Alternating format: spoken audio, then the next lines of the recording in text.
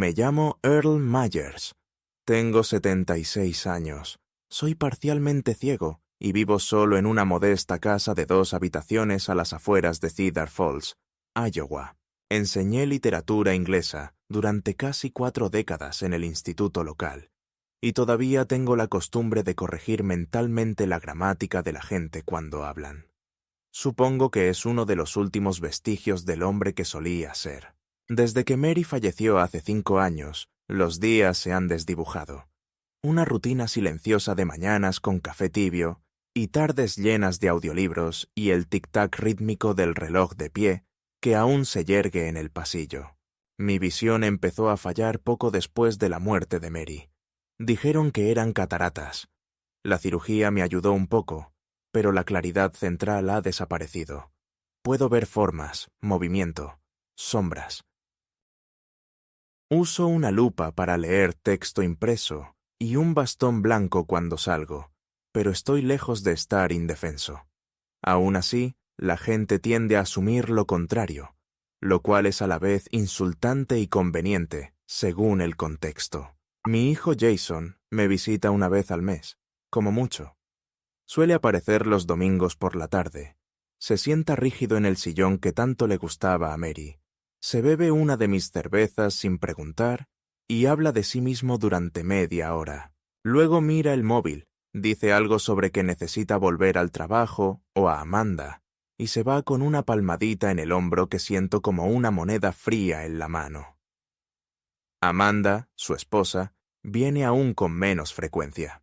Cuando lo hace, actúa como si estuviera haciendo caridad, ahuecando almohadas, ordenando marcos de fotos, limpiando encimeras impecables, con un aire de superioridad que me irrita.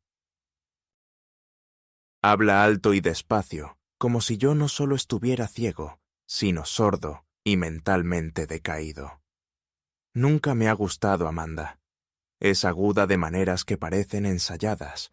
Siempre mide el impacto de sus palabras.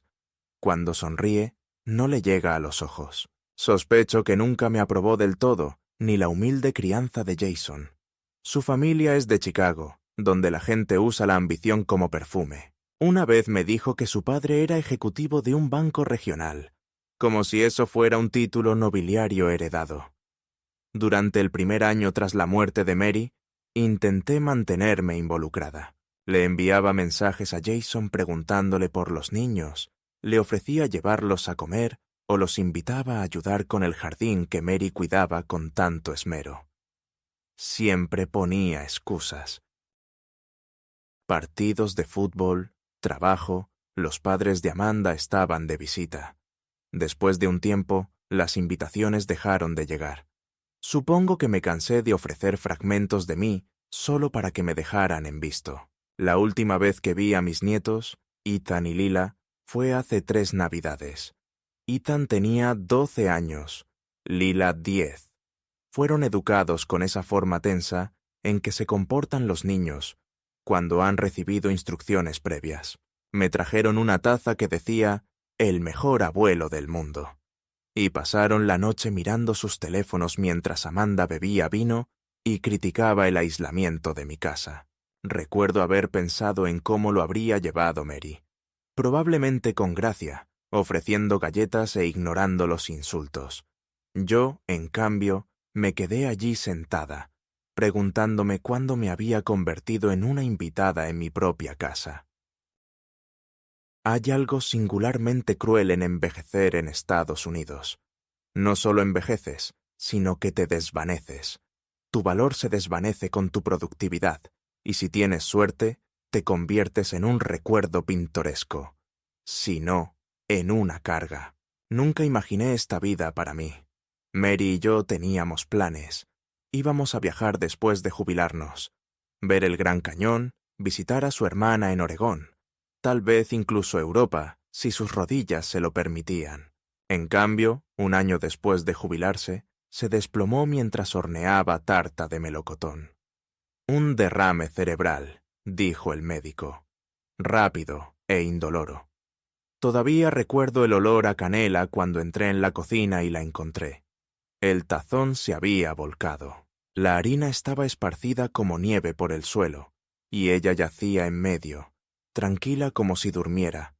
Me senté junto a su cuerpo durante horas antes de llamar a nadie. No lloré entonces. Eso vino después, a pedazos. A veces hablo con ella, en voz baja, cuando creo que no hay nadie cerca para oírla. Le cuento del tiempo, del progreso del rosal que plantó, de cuánto extraño su tarareo al regar las plantas. Tengo su foto en la repisa, su retrato de graduación, no los antiguos. Siempre detestó su aspecto en los últimos años, aunque yo la encontraba más hermosa con cada década que pasaba. Ahora hay una especie de quietud en mi casa, no el silencio reconfortante que una vez compartimos, sino la ausencia de vida misma. La lleno de ruido de fondo. La radio, música clásica, viejas grabaciones de Mary, leyendo poesía en voz alta. Su voz era firme, clara, con una calidez que hacía que incluso Frost sonara como una canción de cuna. Mi salud es estable. Aparte de la vista, me las arreglo bien. Cocino, limpio, tomo mis pastillas a tiempo. Una vez a la semana, voy a la tienda de la esquina con mi bastón, saludo con la cabeza a los vecinos que nunca recuerdan mi nombre, y compro lo que necesito. No me gusta pedir ayuda. Quizás sea orgullo o miedo, o ambos. Mary solía decir que era terca. No se equivocaba. Tengo suficientes ahorros para vivir cómodamente, aunque Amanda una vez me preguntó con insistencia si había considerado opciones de atención a largo plazo. Lo formuló como una pregunta, pero el tono era de sugerencia, y la implicación era que se acercaba la fecha de caducidad. Esa fue la primera vez que realmente la vi como lo que era. Jason simplemente se sentó allí, en silencio, sin defenderme, sin objetar, simplemente dejando que el momento pasara como la lluvia en un parabrisas. No dije nada entonces, pero tomé nota mental. Hace un mes, Amanda me llamó inesperadamente.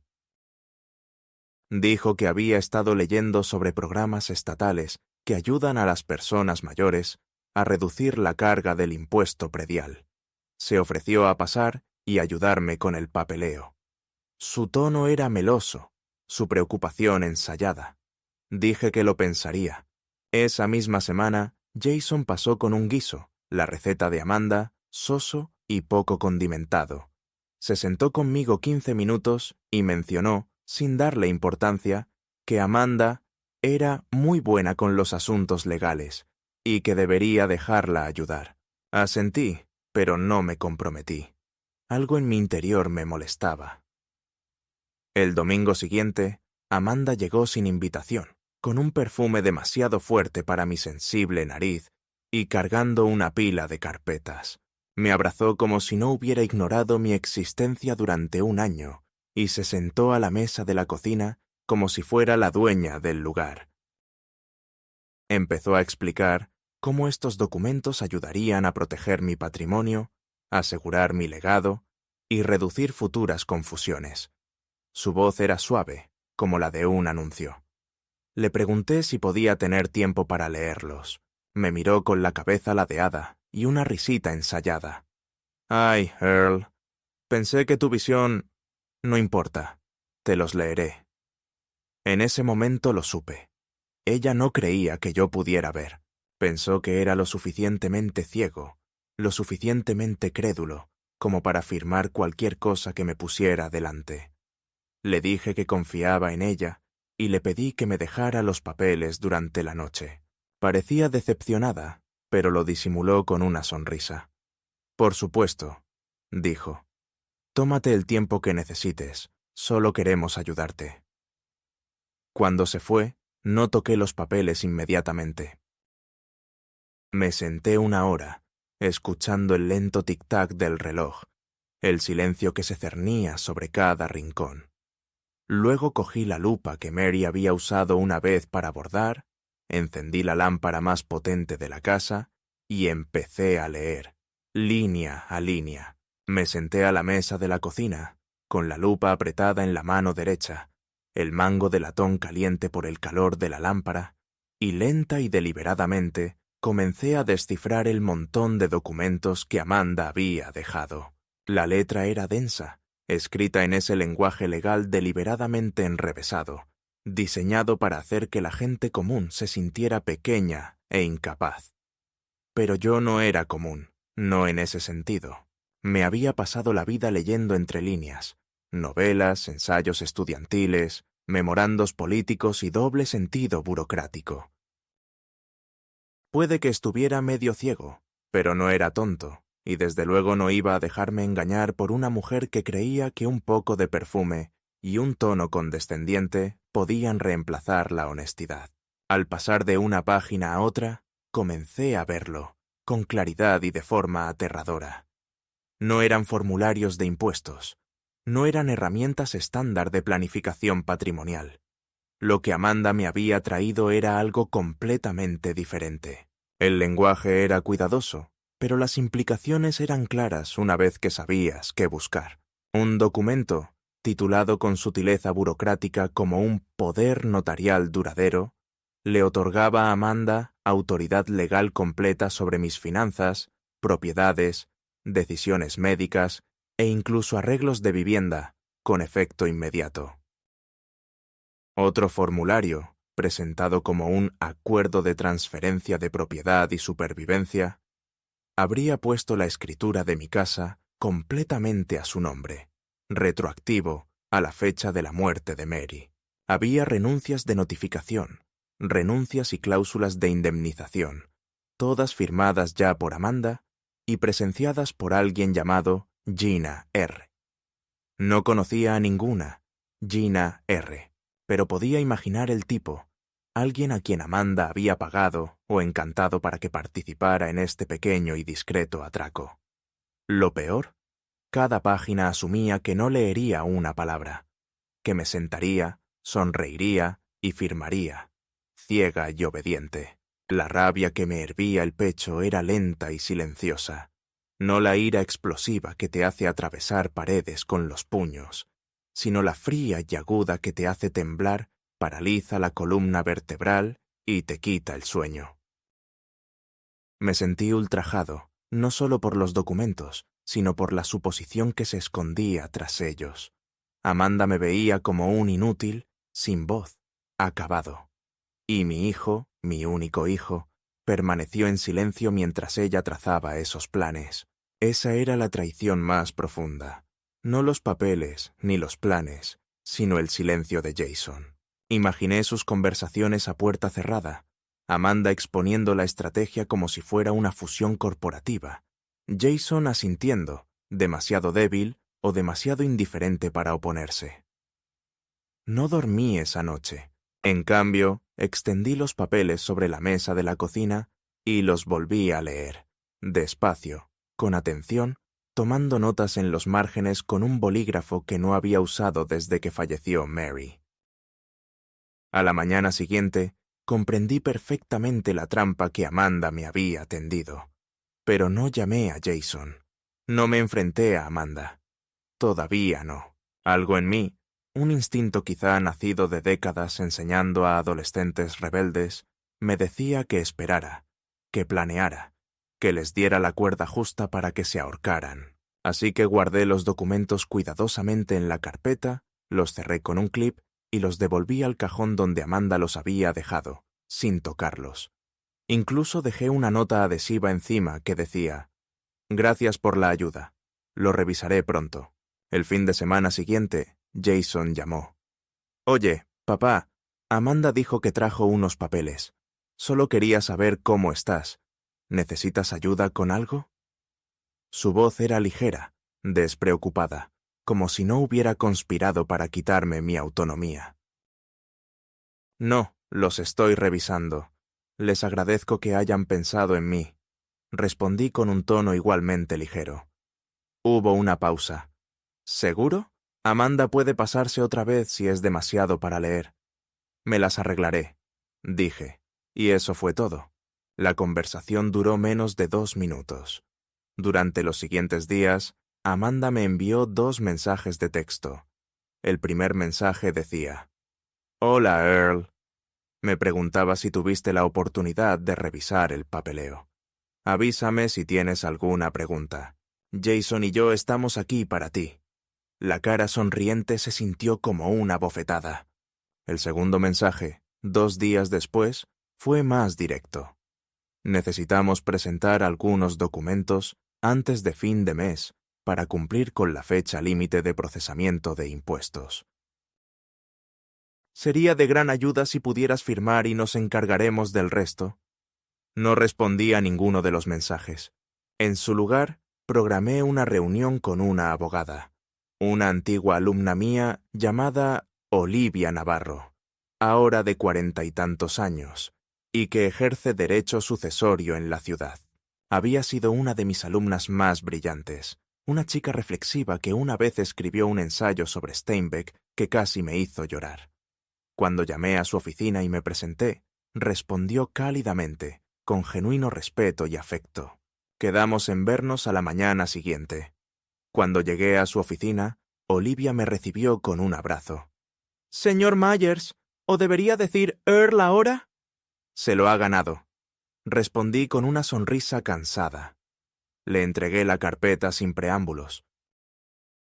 «Dígame lo que ve».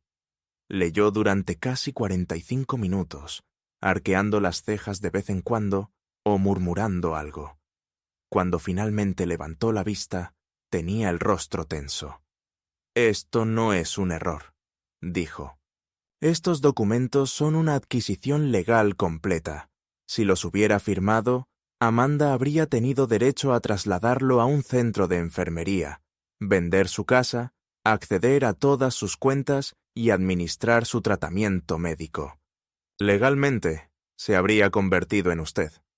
Así que no estaba siendo paranoica. Number estaba siendo el objetivo. Se inclinó hacia adelante. ¿Firmaste algo?» «Ni una línea». Olivia asintió. «Bien, voy a guardar estas copias. Si no le importa, también haré versiones digitales, por si acaso». Salí de su oficina con un plan formándose en mi mente, no precisamente de venganza, sino de defensa. Amanda creía que yo era un hombre sin opciones. Le demostraría lo equivocada que estaba, pero no gritando, no peleando. Interpretaría el papel que ella me había dado. El viejo decrépito, demasiado lento para darse cuenta, demasiado ciego para leer. Que creyera que había caído en la trampa, que creyera que había ganado. Así, cuando llegara el momento, no lo vería venir, y cuando llegara, no sería silencioso. Pasé las siguientes semanas preparando el escenario. Amanda, al percibir mi vacilación, redobló sus esfuerzos. Empezó a aparecer sin avisar, siempre con una sonrisa y un plato de algo que, según ella, había horneado solo para mí. Pan de plátano seco, galletas sin gluten, incluso una quiche con sabor a cartón mojado. Cada visita seguía el mismo patrón. Charla intrascendente, una risa forzada, un comentario condescendiente sobre lo difícil que debe ser vivir sola con mi condición, seguido de otro suave empujón sobre el papeleo. Nunca presionó directamente. No, Amanda era demasiado calculadora para eso. Empleaba la culpa, una sutil compasión y una preocupación empalagosa que me ponía los pelos de punta. Sus ojos siempre escudriñaban la encimera de la cocina donde guardaba la carpeta, como si esperara que se firmara sola por arte de magia. Fingí estar más confundido, más pasivo. Empecé a usar el bastón con más deliberación, manoseando objetos con torpeza, entrecerrando los ojos para leer las etiquetas. Una vez, sin querer, la llamé por el nombre equivocado, y me disculpé efusivamente. Sonrió, casi demasiado, y dijo, «No pasa nada, Earl. Es normal, por eso estamos aquí». Empezó a dejar más papeles. Algunos eran solo impresiones de artículos médicos sobre el deterioro cognitivo. Otros eran listas de verificación tituladas «Signos de disminución de la capacidad», con la mitad de los puntos ya misteriosamente marcados con bolígrafo azul. No dije nada. Observé. Cada acto de ayuda que realizaba era un hilo más en su red, y ella creía que me colaba voluntariamente. Jason, para su crédito, parecía incómodo. Ya nunca venía solo, siempre detrás de Amanda como un perro demasiado cansado para ladrar. Durante una visita, lo sorprendí mirándome de forma extraña, como si intentara reconocer algo familiar y no lo consiguiera. Cuando Amanda salió de la habitación para atender una llamada, le pregunté sin rodeos: «Jason, ¿sabes qué me pide que firme?» Dudó. Dijo que solo son unos asuntos de impuestos, planificación de herencias. Dice que querías ayuda. «¿Te enseñó los documentos?» Se removió en su asiento y miró al pasillo. Dijo que son rutinarios. Asentí lentamente y no dije nada más. Si tenía dudas, no era lo suficientemente valiente como para afrontarlas. Fue por esta época cuando Amanda empezó a traer a su amiga Gina, una mujer bajita y tensa, con uñas de un color chillón y una risa que parecía cristal roto. Gina fue presentada como alguien que trabaja con asuntos de herencia. Lo decía vagamente, agitando la mano como si no valiera la pena explicarlo. Y Amanda siempre desviaba la conversación de los detalles. Una tarde, Amanda mencionó casualmente que Gina había aceptado servir como testigo secundario, por si necesitábamos rehacer algún papeleo. «Por si acaso», dijo alegremente. «Ya sabes cómo es el sistema legal. Siempre piden doble documentación». «Mejor estar preparada», asentí, ofreciéndole la sonrisa insulsa de alguien demasiado cansado para resistirse. Pero yo también me estaba preparando. Documentaba cada visita de Amanda. Copiaba cada papel que traía. Cada frase rara, cada vez que se le escapaba llamar «nuestra» a mi casa, o mencionaba futuros traslados, la anotaba en una libreta.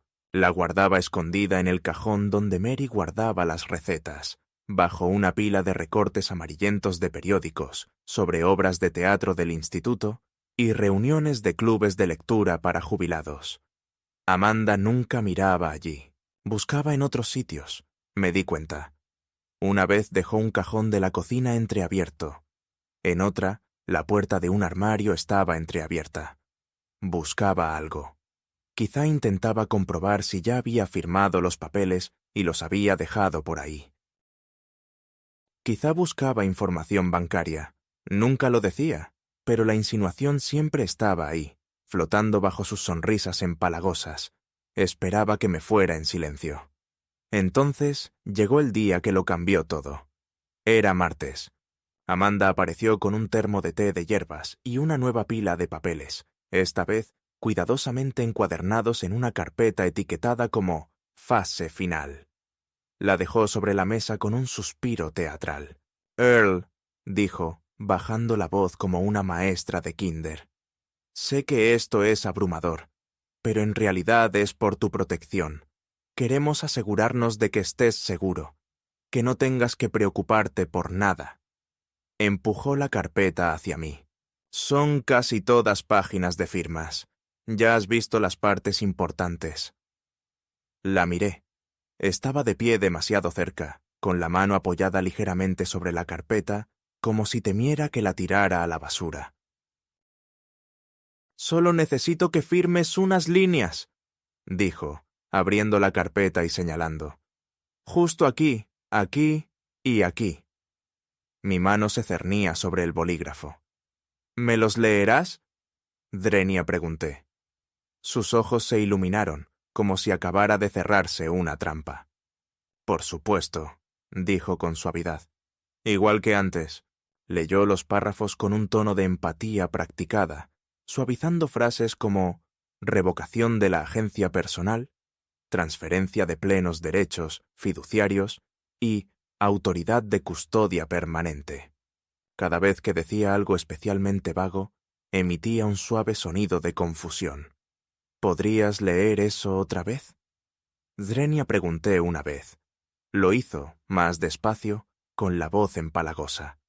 Firmé cada página como me habían pedido, pero con un giro. Escribí mi nombre al revés en cada línea, perfectamente reflejado. Un truco que había aprendido hacía años al calificar ensayos plagiados. Amanda no se dio cuenta. Sonrió radiantemente. Genial, Earl. Ya casi terminamos. Después de que se fue, llamé a Olivia. Ya empezó, le dije. Me indicó que llevara los documentos inmediatamente. Al ver las firmas, se rió. «Ay, esto es oro», dijo. «Firmaste, pero no legalmente. Esto será infalible en el tribunal. Ahora, a esperar». La semana siguiente, Amanda llamó 3 veces. Su tono había cambiado. Había desaparecido la suavidad. Ahora era cortante, impaciente. «Tenemos que procesar esto, Earl», dijo. «Se acaba el tiempo. ¿No querrás que se te pase la fecha límite?», pregunté con inocencia. «¿Fecha límite para qué?». Hubo silencio. Entonces dijo: «Para los beneficios fiscales. ¿Te acuerdas?». Pero su voz se quebró, con un dejo de miedo tras la insistencia. 2 días después, llegó con Jason. Esta vez, sin pasteles ni té. Solo un sobre grueso y una sonrisa forzada. «Necesitamos que nos acompañen», dijo Amanda. «Hay un notario esperando en el banco. Será rápido». Jason apartó la mirada. «Podemos comer después», murmuró. Tomé mi abrigo despacio, con determinación. «De acuerdo», dije. «Terminemos con esto de una vez». Parecían sorprendidos. Amanda se recuperó enseguida. «Buena decisión», dijo. En el banco nos recibió un joven con el pelo engominado hacia atrás y demasiada colonia. «Senior Myers, un placer», dijo, entregándome un portapapeles. «Solo necesito algunas confirmaciones». Tomé el portapapeles y hojeé las páginas. La letra era pequeña, pero pude leer lo justo. Eran los documentos finales de la transferencia. Todo. Casa, acceso a la cuenta, autorización médica, con el nombre de Amanda en negrita. Miré a Jason. Sus ojos parpadearon. Miré a Amanda. Sonreía con demasiada intensidad. Sostuve el bolígrafo e hice una pausa. «¿Tienen baño?», Drenia pregunté. «Por supuesto», dijo el notario. Me puse de pie. Salí lentamente de la oficina y seguí caminando. Salí del banco, bajé por la acera, crucé la calle. No paré hasta llegar a un restaurante a 3 cuadras. Pedí café, saqué mi celular y le escribí a Olivia. La cosa se agravó. Intentaron que firmara los traslados finales hoy. Me fui. Su respuesta fue inmediata. «Ven mañana. Presentaremos una acción preventiva». Di un sorbo a mi café, con el corazón aún latiendo con fuerza y las manos ligeramente temblorosas. Ya había seguido el juego lo suficiente. La función había terminado. Era hora de actuar. A la mañana siguiente, llegué a la oficina de Olivia justo después de las 9. El aire otoñal me rozaba la cara, y el café que había tomado antes me amargaba el estómago. Olivia me esperaba en su oficina, revisando ya los documentos que Amanda me había dejado. Llevaba el pelo recogido, las gafas puestas y la mirada penetrante y profesional. «Ya he visto suficiente», dijo antes de que me sentara. «Han incurrido en faltas legales. Si actuamos ahora, podemos tomar la iniciativa antes de que intenten involucrar a terceros, lo que sospecho firmemente que será su siguiente paso». Le entregué los documentos más recientes, los que había firmado con letras invertidas. Los examinó y luego levantó la vista con una sonrisa lenta y satisfecha. «Pensarán que ya lo has firmado todo. Eso nos beneficia». Lo que propuso fue engañosamente simple: presentar preventivamente una declaración jurada que declarara que había sido objeto de influencia coercitiva, había intentado cometer fraude y tenía conocimiento de un plan para transferir bienes bajo falsas pretensiones. Incluiría declaraciones notariadas mías y suyas.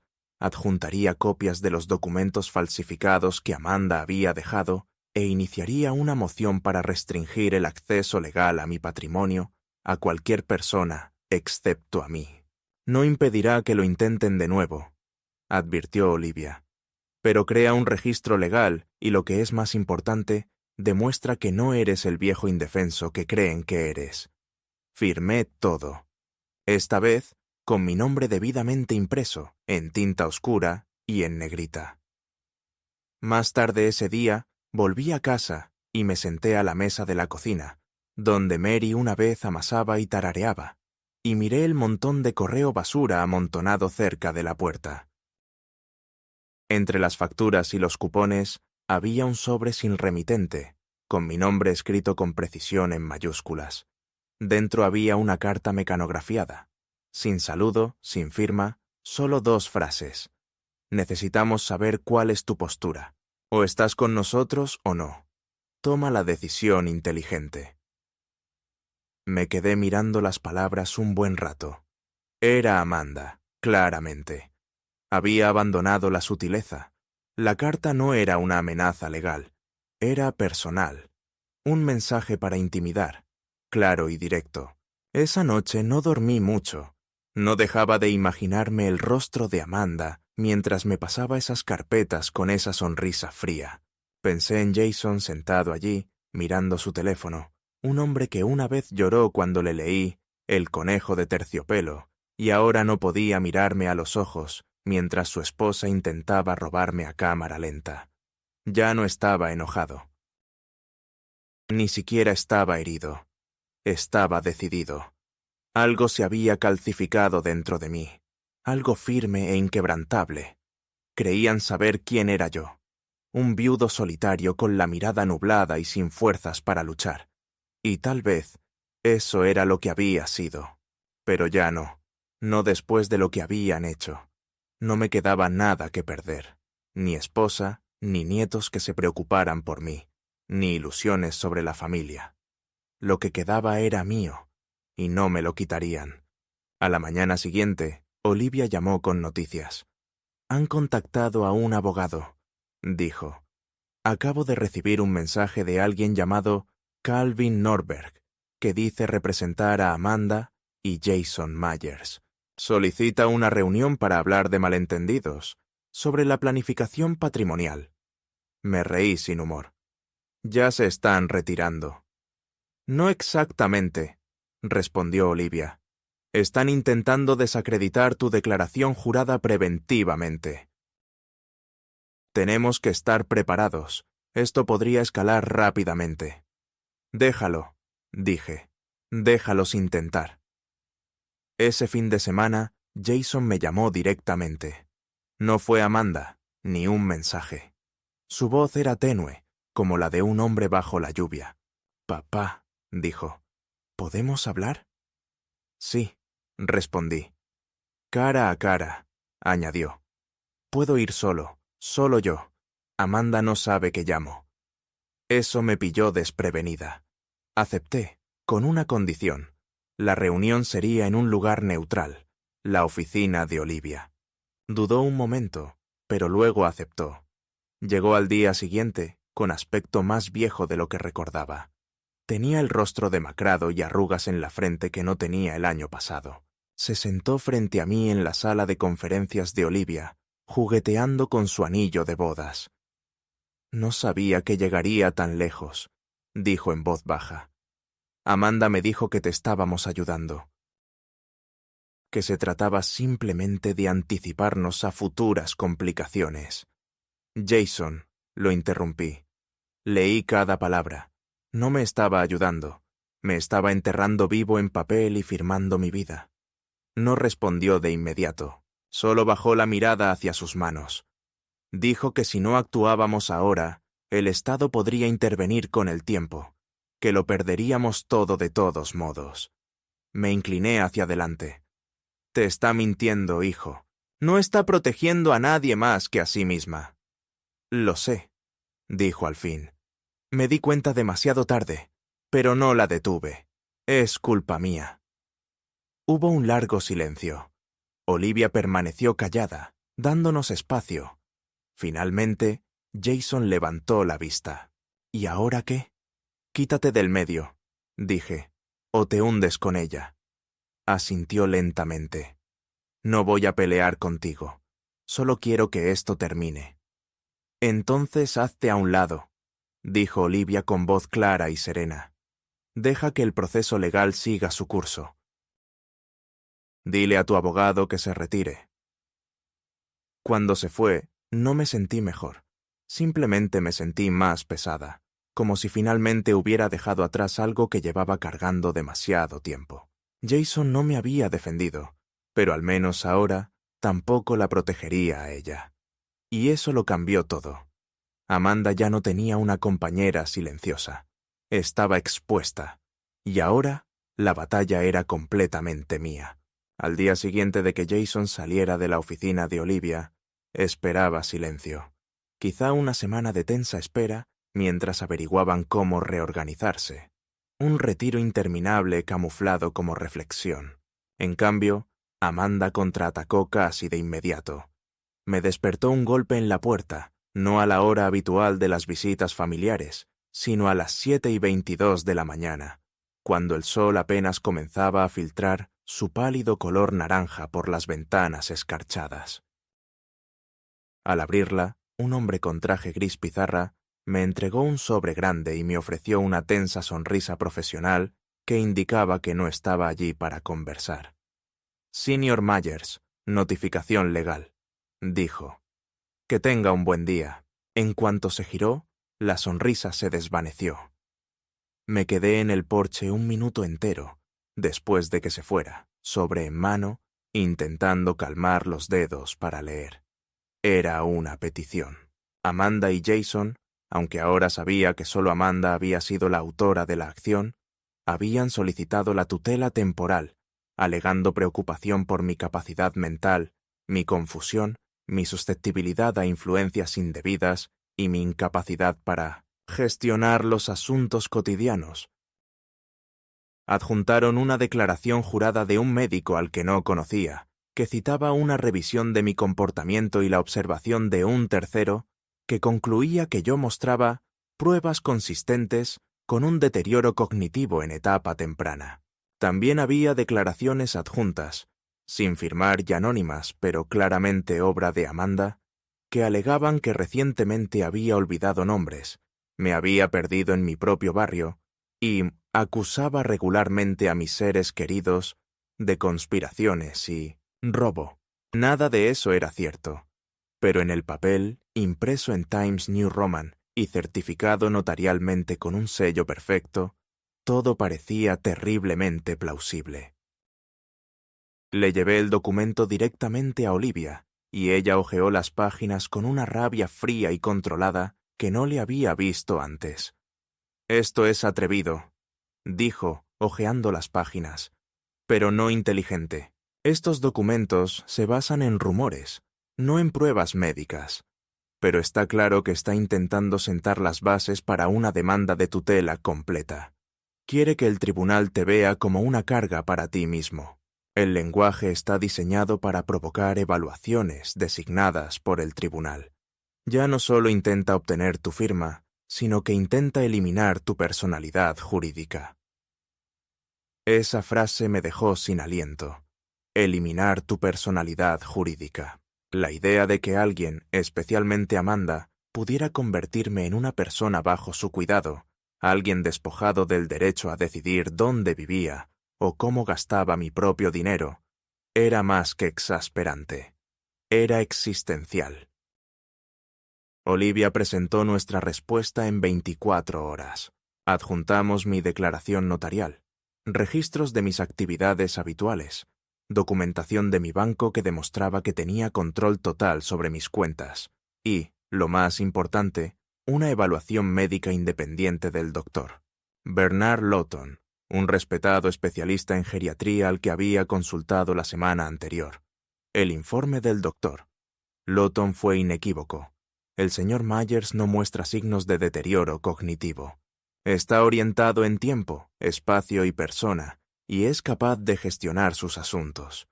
Olivia incluso le pidió que grabara una breve declaración en video, que presentamos junto con el documento. En ella, miraba directamente a la cámara y decía: «No hay base clínica para ninguna afirmación de deterioro cognitivo en el señor Myers en este momento. Cualquier afirmación en contrario es, a mi leal saber y entender, un error o una tergiversación deliberada». Olivia sonrió cuando enviamos la declaración. «No se recuperará de esto», dijo. Pero Amanda no se echó atrás. En cambio, lo hizo público. No en los medios, no.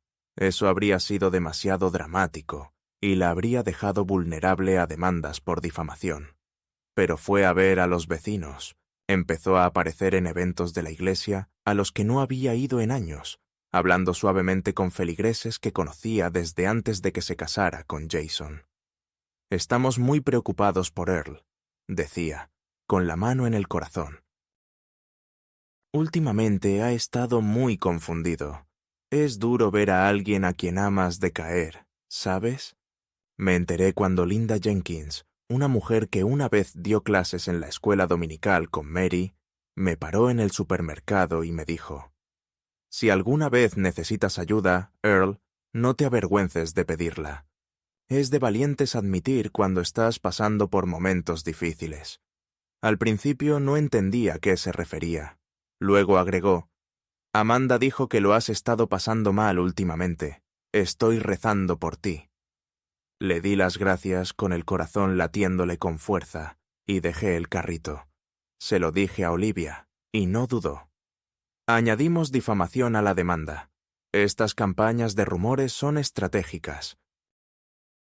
Quiere influir en la opinión pública local, hacerte parecer poco fiable en caso de que el tribunal solicite entrevistas con terceros. La nueva estrategia, según explicó, era tanto legal como psicológica.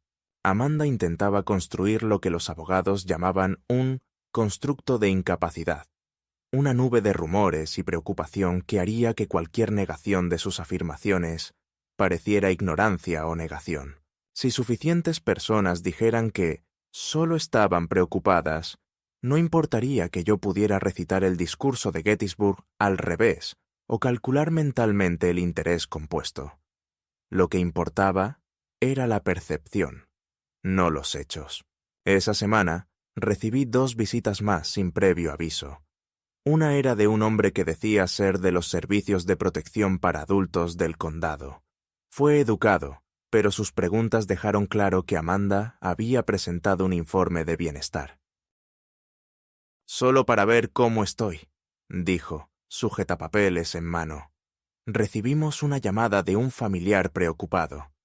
Le enseñé mi informe médico, le ofrecí té e incluso le di la tarjeta de Olivia. Se fue avergonzado.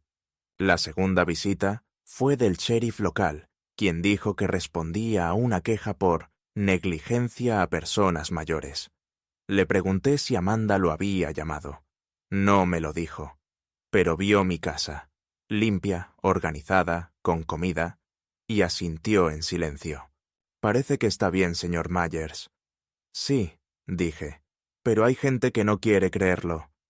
Para entonces, Amanda había pasado del engaño a la difamación en toda regla.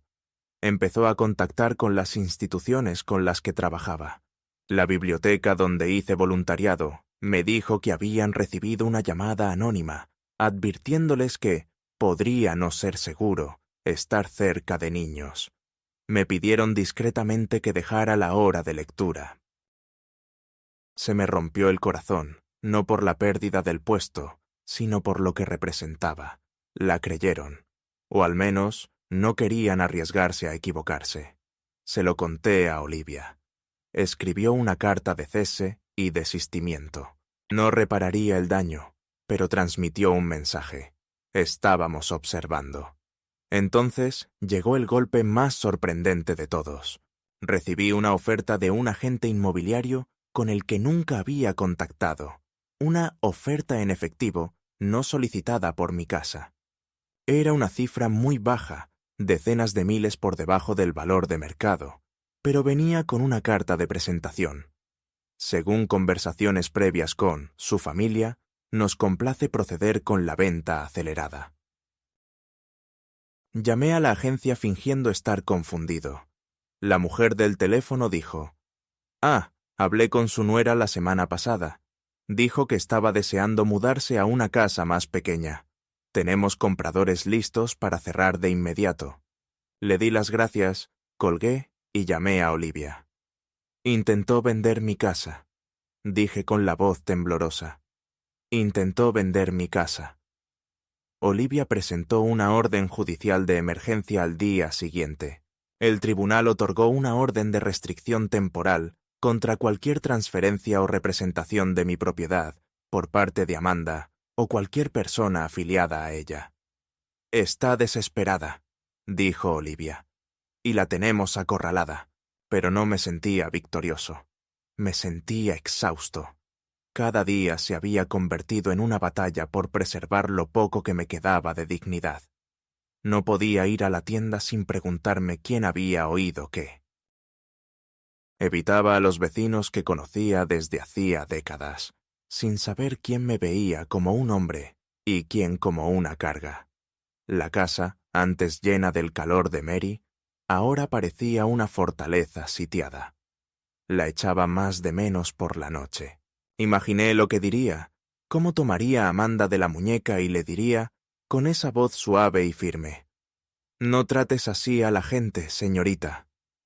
Pero ella no estaba allí, y yo estaba solo, hasta una noche, cuando sonó el timbre justo después del atardecer. Era Ethan, mi nieto, 17 años, más alto de lo que recordaba, con una mochila al hombro. «Hola, abuelo», dijo. ¿Puedo pasar?» Asentí lentamente. Entró y miró la sala como si la viera por primera vez. «Mamá no sabe que estoy aquí», dijo. «Nos dijo que no te sentías bien. Dijo que estabas recibiendo ayuda». Me miró. «¿Es cierto?» Tragué saliva con dificultad. «No, Ethan, eso no es cierto». Le conté todo. No todos los términos legales, ni todos los documentos judiciales, sino la verdad. Amanda intentaba quitarme mi casa y mi dinero, que pensaba que estaba demasiado ciego para darme cuenta, que estaba luchando contra ella de la única manera que podía. Ethan se quedó en silencio y finalmente dijo: «No lo sabía. Pensé que te habías olvidado de nosotros». Extendí la mano por encima de la mesa y le toqué la suya. «Nunca dejé de pensar en ti». Se le quebró la voz. «Lo siento». «No es tu culpa», dije. Se fue una hora después, prometiendo volver a visitarme. Nunca lo hizo, pero esa hora lo era todo. Era una grieta en el muro de Amanda, un recordatorio de que no todos habían olvidado quién era yo, y que tal vez, solo tal vez, no todo lo que Amanda destruyó tenía que seguir roto. Una semana después de la visita de Ethan, mientras las hojas empezaban a volverse quebradizas y doradas fuera de mi ventana, Olivia me llamó para informarme que el tribunal había fijado una fecha para la audiencia sobre la petición de tutela de Mindor y Amanda. El juez había revisado ambos documentos, el suyo y el nuestro, y decidió que se justificaba una evaluación formal, aunque también había expresado escepticismo sobre la validez de las reclamaciones de Amanda. Olivia, siempre con cuidado de no dar falsas esperanzas, me dijo: «Este juez es de la vieja escuela. No le gustan los juegos. Tendrás tu oportunidad de hablar. Pero prepárate, van a intentar provocarte». Asentí, ensayando ya lo que diría.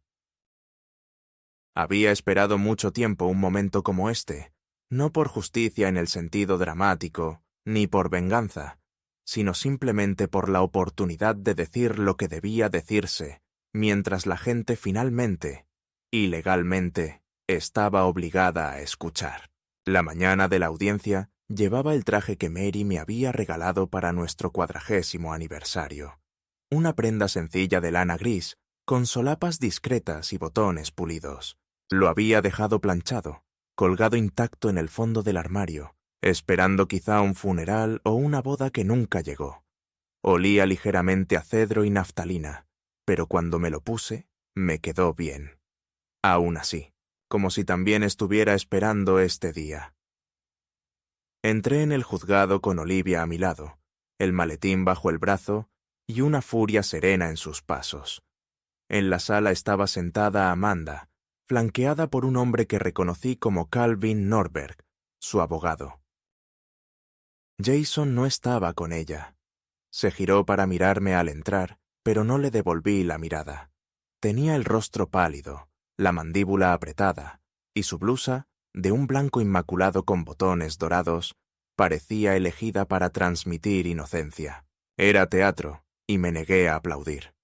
El procedimiento comenzó con el juez revisando los hechos básicos y luego invitando al abogado de Amanda a presentar su caso. Norberg fue fluido, experto y cuidadoso con el lenguaje. No me acusó directamente de colapso mental. No, sugirió, lo insinuó. El señor Myers ha mostrado signos de confusión progresiva, dijo, incluyendo dificultad para recordar fechas, acusaciones de paranoia y una resistencia reiterada a los intentos razonables de los familiares de ayudarlo a gestionar sus asuntos cada vez más complejos. Hizo referencia a la carta del falso médico. Hizo referencia al relato presencial de Amanda sobre mis supuestos arrebatos. Incluso tuvo el descaro de sugerir que me había puesto en peligro involuntariamente al dejar la estufa encendida durante la noche. Una mentira descarada. Terminó su declaración con un tono preocupado.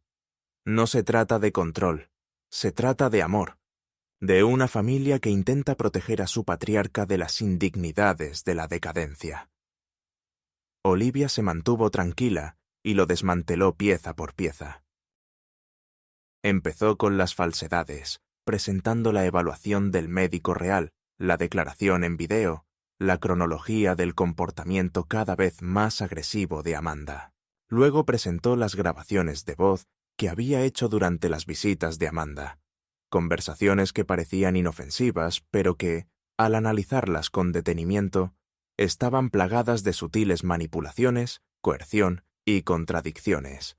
Presentó la carta que había recibido sin firma, y finalmente presentó la pieza más condenatoria, la correspondencia inmobiliaria de la agencia que Amanda había contactado para vender mi casa preventivamente. Esto, dijo Olivia, sosteniendo la oferta impresa, fue recibido por el señor Myers mientras aún ocupaba su casa, sin su conocimiento ni consentimiento. Se le dijo a la agencia que se mudaba a una vivienda más pequeña y que la familia se encargaba de la transacción. La familia, en este caso, era la señora Amanda Myers. Olivia dejó que el silencio se extendiera después de eso. Fue efectivo. Entonces el juez me pidió que me escuchara directamente.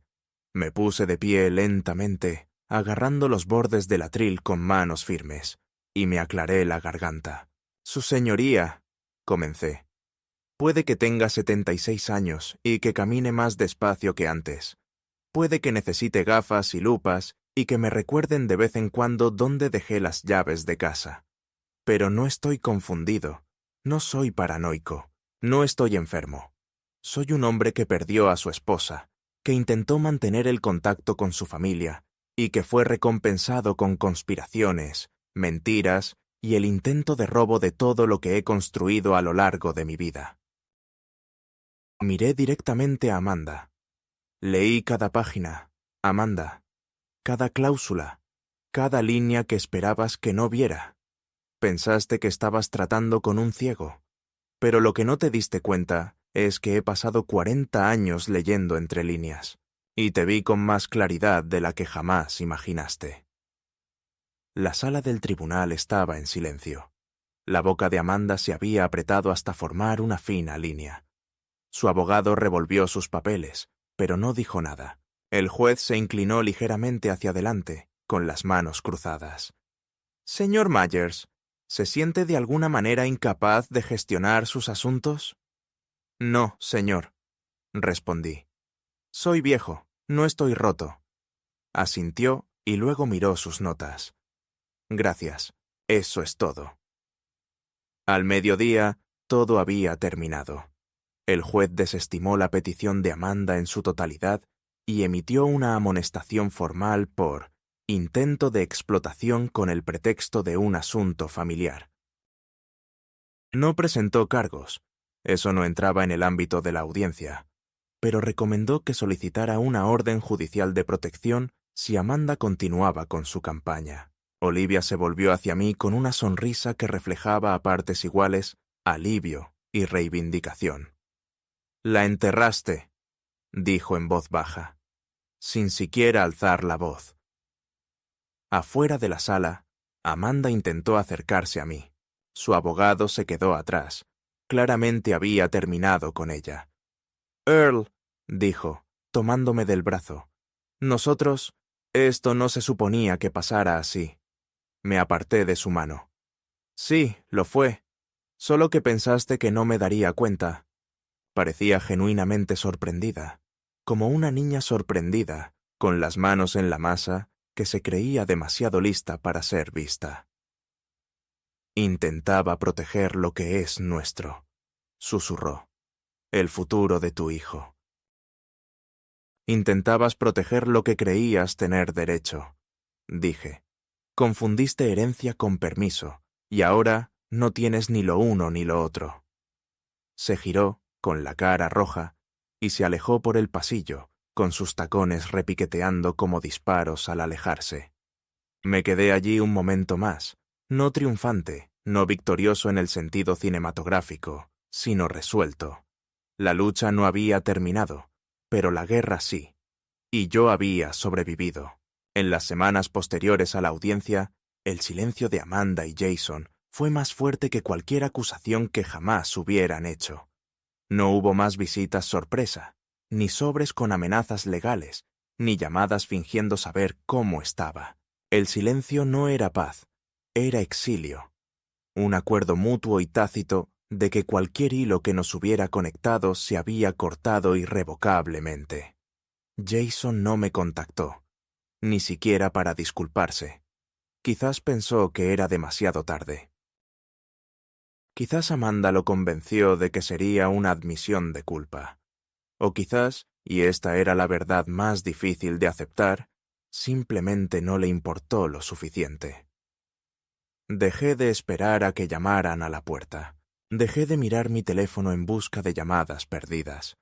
Lo que más me sorprendió no fue cuánto me dolió esa ausencia, sino lo rápido que empecé a adaptarme a ella. Volví mi atención hacia adentro, hacia la casa que se había convertido a la vez en campo de batalla y santuario. Por primera vez en años, recorrí cada habitación con una mirada nueva, evaluando no lo que se había perdido, sino lo que quedaba. El bordado de Mary aún colgaba en el pasillo, ligeramente descolorido pero intacto.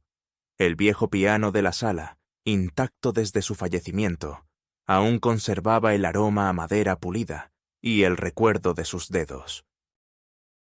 Abrí el banco y encontré el himnario que una vez usó, sus páginas marcadas con delicadas notas a lápiz con su caligrafía ondulada. Me senté ante el teclado y dejé que mis dedos encontraran algunos acordes, no perfectos, pero firmes. El sonido llenó la casa como el aliento que regresa a unos pulmones colapsados hace tiempo. Llamé a la biblioteca y pedí reanudar mis sesiones de lectura. Al principio dudé. La sombra de los rumores sobre Amanda aún persistía. Pero Olivia había seguido con una declaración escrita del tribunal, y la junta cambió discretamente su postura anterior.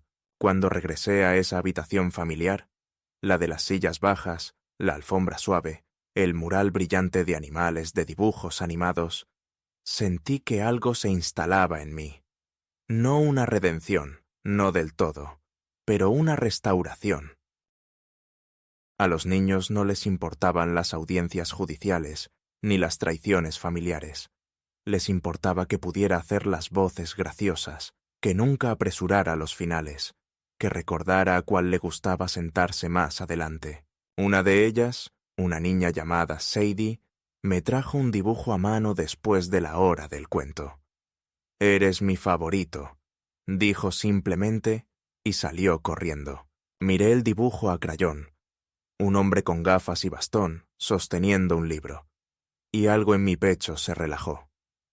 Unos días después, visité el banco y actualicé los documentos de mi herencia. Creé un fideicomiso benéfico a nombre de Mary, ordenando que la casa se donara a la biblioteca pública tras mi muerte. La idea no surgió como venganza, aunque mentiría si dijera que no me producía cierta satisfacción, sino como una especie de corrección moral. Amanda había intentado convertir esta casa en moneda de cambio, algo que se pudiera canjear, cobrar, controlar. Yo la convertiría en algo permanente, algo útil, algo arraigado en los mismos valores que habían definido la vida de Mary. Y, esperaba, la mía. El fideicomiso financiaría programas de lectura, eventos comunitarios e incluso clases particulares gratuitas para estudiantes que no pudieran costear la ayuda privada. Imaginé las paredes de nuestra casa llenas de risas y aprendizaje, incluso después de mi muerte. Me sentía bien. Le escribí una carta a Ethan, una carta de verdad, escrita a tinta, doblada en un sobre y enviada por correo. Le conté lo mucho que había significado para mí esa visita.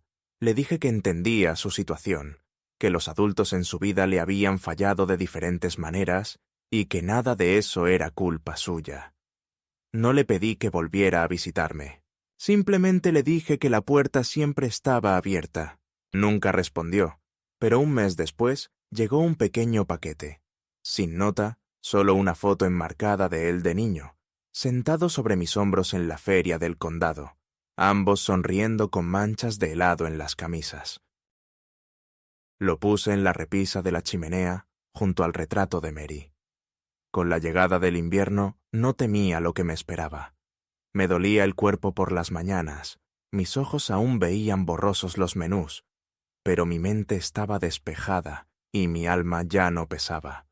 Había enfrentado la traición más profunda que un hombre puede soportar, no por parte de desconocidos ni enemigos, sino de quienes se suponía debían cuidarlo.